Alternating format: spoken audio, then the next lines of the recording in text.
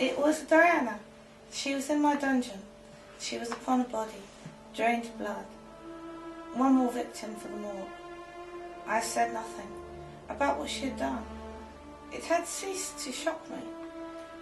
You drove me to this, you woman of all. Words failed me.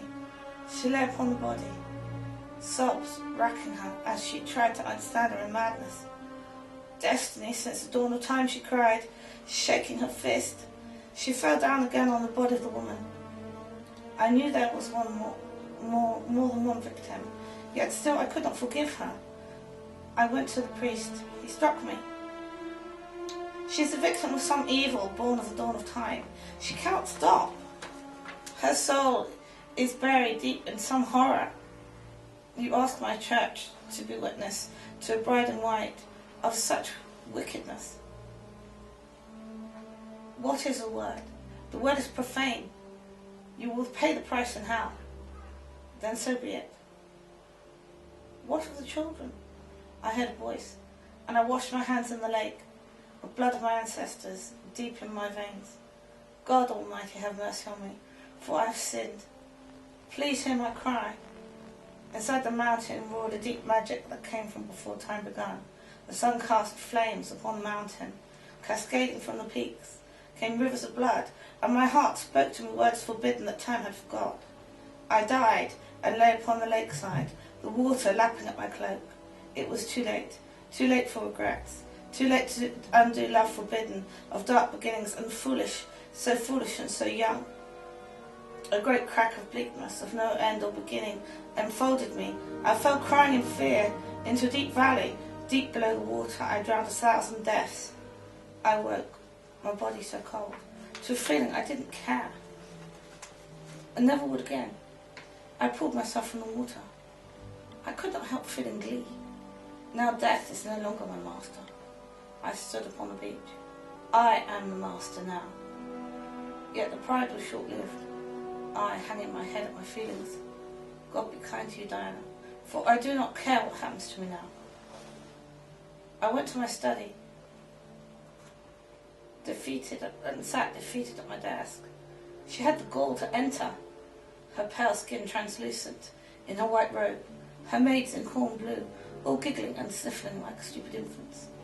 Her blonde hair was piled on her head in ringlets of gold, upon which was pinned a pretty hat, a veil of white flowers. Can I borrow your carriage? Her voice was light as a daisy, her smile coy and without warmth. I said nothing, I just looked at her. She was used to my bad humour. She looked at me with her cornfield eyes, and picking up her skirts.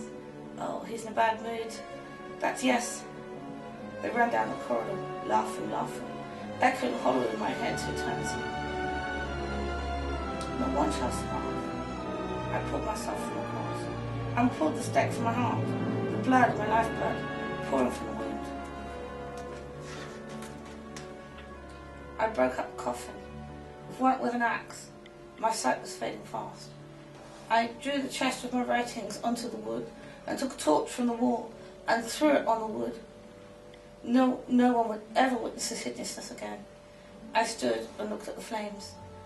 The whole room was becoming set alight. I did not have long. With one last cry of despair, I threw myself upon the flames. I heard words before I died.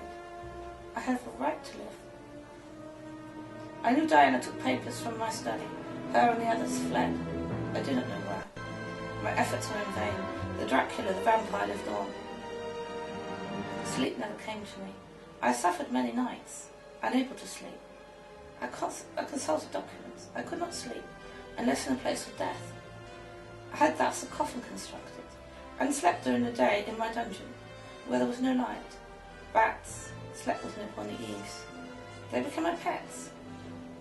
Or as I found, I dreamed much of them in flight, over the valley at night, over the lake at night. I understood their language. One night, they drew me up from the coffin, and I flew with them across the lake. I know not of what dreaming, but upon the morrow I found my ring, whilst walking upon the lakeside.